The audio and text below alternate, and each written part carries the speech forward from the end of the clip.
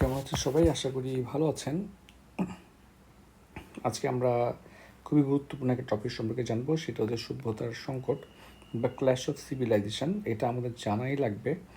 আমাদের ইম্পেরিক্যাল কিংবা কনসেপচুয়াল দুটোর জন্য এটা ইম্পর্টেন্ট, কিংবা জেনারেল আড্ডা দেওয়ার জন্য এটা আমাদের ইম্পর্টেন্ট।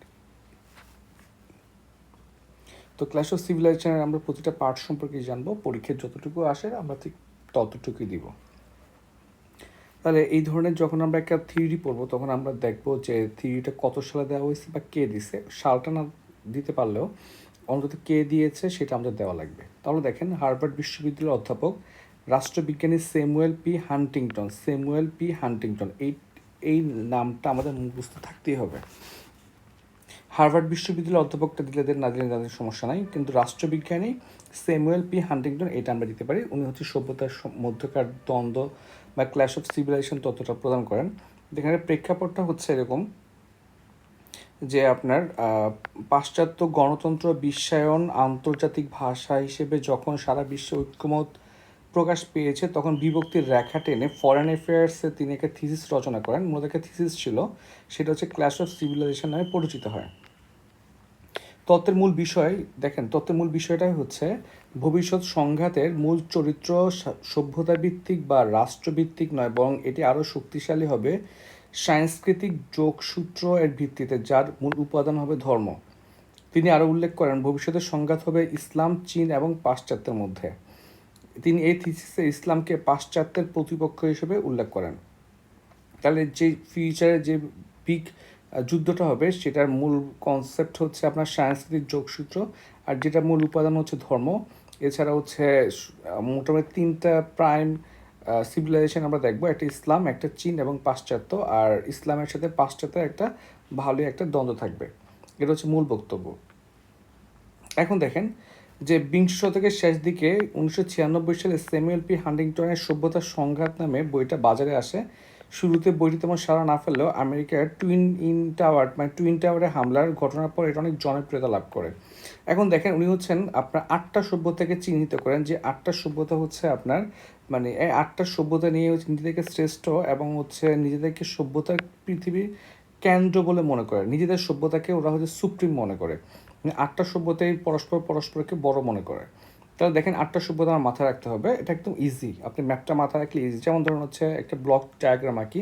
এটা হচ্ছে উত্তর আমেরিকা, ধরুন এটা হচ্ছে আমাদের দক্ষিণ আমেরিকা, এটা হচ্ছে আমাদের ইউরোপ, এরপর হচ্ছে আমাদের আফ্রিকা, এইটা হচ্ছে ধরুন হচ্ছে আমাদের এশিয়া। হ্যাঁ, এখন দেখেন, তাহলে ওয়েস্টে আমরা পশ্চিমা সভ্যতা, সরি, তাহলে এই যে এটা এটা হচ্ছে আমাদের ওয়েস্টে আমরা পশ্চিমা সভ্যতা। কনফুসিয়াস সভ্যতা বলতে চীনের সভ্যতাকে বুঝে। ধরেন এখানে চীন আছে, তাহলে চীনের সভ্যতা। ইসলামী সভ্যতা middle east plus other Islamic কান্ট্রিগুলো। হিন্দু সভ্যতা হচ্ছে মূলত ভারতের সভ্যতা। জাপানি সভ্যতা, জাপান আছে ধরেন এখানে, তাহলে জাপানি সভ্যতা। স্লাভিক অর্থোডক্স, ল্যাটিন আমেরিকান সভ্যতা এবং আফ্রিকান সভ্যতা। অর্থাৎ দেখেন, আফ্রিকান, ল্যাটিন আমেরিকা একটা, আফ্রিকা একটা, ওয়েস্টার্ন একটা, তিনটা গেলো, ইসলাম একটা গেলো, চারটা গেলো। বাকিটা চীনে একটা, ইন্ডিয়া এটা একটা। ঠিক আছে, তারপর হচ্ছে আপনার কি দেখেন, এবং জাপানে একটা, মানে এশিয়াতে হচ্ছে বেশি, আর একটা স্লাভিক অর্থোডক্স। এই 8টা সভ্যতার নাম কিন্তু আমাদের মাথায় রাখতে হবে। এখন সংঘাতের কারণ কি দেখেন, প্রতিটা সংঘাতের মূলত একটাই কারণ থেকে, সেটা হচ্ছে যে আপনার যে ওদের মৌলিকতা থাকে, মানে প্রতিটা সভ্যতায় হচ্ছে মৌলিকতা থাকে, এবং প্রতিটা সভ্যতায় নিজেকে শ্রেষ্ঠ মনে করে, এবং প্রতিটা সভ্যতা ভাবে যে ওদের কালচার যদি আমাদের এখানে আসে, আমাদের কালচার নষ্ট হবে। তাহলে দেখেন এই যে সমস্যাটা সৃষ্টি কেন, কীভাবে সৃষ্টি হবে দেখেন। সভ্যতার সময়ের পার্থক্য মৌলিক। সভ্যতার সময়ের ইতিহাস, ভাষা, সংস্কৃতি, ঐতিহ্য, প্রথা প্রভৃতি ধর্মীয় পার্থক্য থাকবে। মানে এই ইতিহাসের পার্থক্য থাকবে, ভাষার পার্থক্য থাকবে, সাংস্কৃতিক ঐতিহ্য, প্রথা, ধর্মের একটা পার্থক্য বিরাজমান থাকবে। সভ্যতাগুলোর মধ্যে ঈশ্বর এবং মানুষের সম্পর্ক, ছেলে মেয়ে, পিতা মাতার সম্পর্ক, স্বামী এবং স্ত্রীর সম্পর্ক নিয়ে মতাদর্শ থাকবে, এবং এটা কিন্তু খুবই সিভিয়ার। যেমন ধরেন ইরান যেভাবে হচ্ছে মেয়েদেরকে ট্রিট করতে চায়, ইউএসএ সেভাবে ট্রিট করতে চায় না, এবং এটা নিয়ে কিন্তু ইউএস এবং ইরান কখনোই একই পেজে আসতে পারবে না। সভ্যতার সময়ের মধ্যে এই পার্থক্য শত শত বছর ধরে চলে আসছে। রাজনৈতিক মতাদর্শের চেয়ে সভ্যতার সময়ের মানুষের তাদের সাংস্কৃতিক মতাদর্শকে বেশি লালন করে, সাংস্কৃতিক বরং বেশি রিচ থাকে। এই যে এগুলোই হচ্ছে এখানে নিয়ে আসছে। তাহলে 6 দফা এই এই কিছু ইস্যু, যেমন হচ্ছে সভ্যতার মধ্যে মৌলিক পার্থক্য থাকবে, সাংস্কৃতিক পার্থক্য সহজে পরিবর্তিত হবে না, বিশ্বায়নের কারণে হচ্ছে একটা সভ্যতা আরেকটা সভ্যতা বা একটা কালচারের সাথে আরেকটা কালচারের একটা ইনফ্লো আউটফ্লো হবে, অর্থাৎ মিলা যখনই হচ্ছে ইন্টারসেক্ট করতে যাবে, যেমন ধরেন আমাদের কয়েকজন 100 মানুষ ইউএসএ করলো, ইউএসএ 200 মানুষ বাংলাদেশে আসলো, এই ইন্টারসেক্ট পয়েন্টে ঝামেলাগুলো হওয়ার সুযোগ বেশি আর কি। জাতীয় পরিচয় দুর্বল হচ্ছে, এরপর ওয়েস্টার্ন আর নন ওয়েস্টার্নের কাছ থেকে হুমকি পাচ্ছে, যেমন বেশ কয়েকটি খ্রিস্টানরা মুসলমানদের সাথে যুদ্ধে অগ্রসর হচ্ছিল। তারপর অর্থনৈতিক আঞ্চলিকতাবাদকে এখানে ভিডিও আসবে, দেখেন সভ্যতার সময়ের মধ্যে অর্থনৈতিক আঞ্চলিকতাবাদ গড়ে উঠবে, যেমন নাফটা, তারপর ধরেন হচ্ছে আসিয়ান, ঠিক আছে, এই ধরনের প্রতিষ্ঠান গড়ে উঠবে। এখন দেখেন মূলত হান্টিংটন সংঘর্ষকে বা সংঘাতকে বা যুদ্ধকে দুইটা ডিগ্রিতে ভাগ করছে, একটা হচ্ছে মাইক্রো, একটা ম্যাক্রো, মানে একটা ছোট একটা বড়। তাহলে ছোট হচ্ছে কোনটা, যেটা সম্পদ নিয়ে আপনার সংঘাত হবে, যেমন ধরুন হচ্ছে আপনি কেউ 500 টাকা চুরি করে নিয়ে গেছে, এখানে মারামারি লাগবে। আর বৃহৎ সংঘাত বা ম্যাক্রোটা হচ্ছে যখন হচ্ছে আপনার হচ্ছে মূল্যবোধ নিয়ে যেই আপনার সংঘর্ষটা হবে, কিংবা আপনার ইনটেনজিবল ইস্যুগুলো নিয়ে সংঘর্ষটা হবে। যেমন ধরুন এখন ইসরায়েল এবং গাজার যেই যুদ্ধটা হচ্ছে, এটাই কিন্তু কোনো ফিজিক্যাল কোনো কিছুর জন্য যুদ্ধ হচ্ছে না।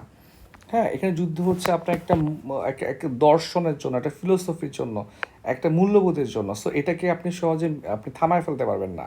মানে আপনি মানে প্যালেস্তাইনকে ইচ অ্যান্ড এভরি প্যালেস্তাইন, মানে একজন প্যালেস্তাইন বেঁচে থাকলেও সে যুদ্ধ করবে। তাহলে এগুলো হচ্ছে আপনার আপনার ম্যাক্রো ক্ল্যাশ। এখন দেখেন হান্টিংটন বলেন যে তিনটে সভ্যতার মধ্যে সংঘাত বেশি হবে, একটা হচ্ছে খ্রিস্টান বা ওয়েস্টার্ন সভ্যতা, স্লাভিক অর্থোডক্স এবং ইসলামী সভ্যতা। তাহলে এগুলো হচ্ছে মোটামুটি বেসিক। যদি আপনাকে বলে যে আপনার ক্ল্যাশ অফ সিভিলাইজেশন কি, তাহলে কত সালে দেয়, 1993 সালে উনি প্রথম দেন। এরপর 1996 সালে হচ্ছে এটা উনি বই আকারে বের করেন। হান্টিংটন নামটা আমার মাথায় রাখা লাগবে, উনি আটটা ইয়ার কথা বলে, আপনার সভ্যতার কথা বলে, ইন দ্য মিন টাইম সংঘাতে কিছু কারণ বলে, এবং সংঘাতের দুটো ডাইমেনশন সম্পর্কে বলে, এবং কে সংঘাত শুরু করবে, কার মধ্যে সংঘাত শুরু হবে, এইগুলো বলেন। এই পার্টটুকু বললেই ইনাফ, এত লেখার সুযোগও নাই পরীক্ষায়। এখন দেখেন সুইং সিভিলাইজেশন কি, এটা খুবই ইম্পর্টেন্ট। সুইং সিভিলাইজেশনটা হচ্ছে, দেখেন হান্টিংটন মনে করেন অধিবিদ্যার যুগে মানে আইডিওলজির যুগে সমাপ্তি ঘটলেও সভ্যতার সংঘাতের সমাপ্তি ঘটে না। তিনি মনে করেন যে আগামী বিশ্ব মূলত সংস্কৃতি এবং ধর্মীয় সংঘাতে লিপ্ত হবে, আর এই সংঘর্ষ হবে হচ্ছে মূলত পাশ্চাত্য এবং মুসলিম রাষ্ট্রের মধ্যে। অর্থাৎ সুইং মানে তো বুঝতে পারতেছে, মুড সুইং বলে যেটা, আমরা শিওর না কী করবো। তাহলে দেখেন যুদ্ধ লাগতেছে ওয়েস্টার্ন এবং ধরেন ইসলামিক সিভিলাইজেশনের মধ্যে যুদ্ধ লাগলো। তাহলে কিছু সিভিলাইজেশন থাকবে, কিছু সভ্যতা থাকবে যারা এখনও ডিসিশন নিতে পারে না, তারা কার সাথে থাকবে। যেমন ধরুন রাশিয়া, জাপান, ভারতকে তিনি সুইং স্টেট বা সুইং সিভিলাইজেশন হিসেবে নাম দেন, কেননা তারা যে কোনো পক্ষকে সমর্থন করতে পারে। ধরুন রাশিয়া, তারপর জাপান বা হচ্ছে আপনার ইন্ডিয়া, ওরা দেখা যাচ্ছে ইসলামের দিকেও ভিড়তে পারে আর ওয়েস্টার্নের দিকেও ভিড়তে পারে। যেমন ধরেন রাশিয়া তার দক্ষিণ সীমান্তে মুসলমানদের সাথেও যুদ্ধে আছে, কিন্তু আবার ইরানের সাথে ভালো সম্পর্ক রাখছে, কারণ ইরানও কিন্তু আপনার কি মুসলিম।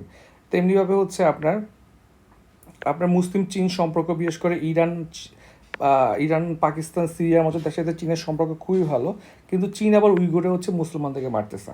তাহলে এই স্টেটগুলো হচ্ছে এই সিভিলাইজেশনগুলো হচ্ছে আমাদের সুইং সিভিলাইজেশন। ওরাই মূলত যুদ্ধের গতি প্রকৃতি ঠিক করে দিবে। আশা করি বুঝতে পারছেন, না পারলে কমেন্ট করবেন। সবাইকে অসংখ্য ধন্যবাদ।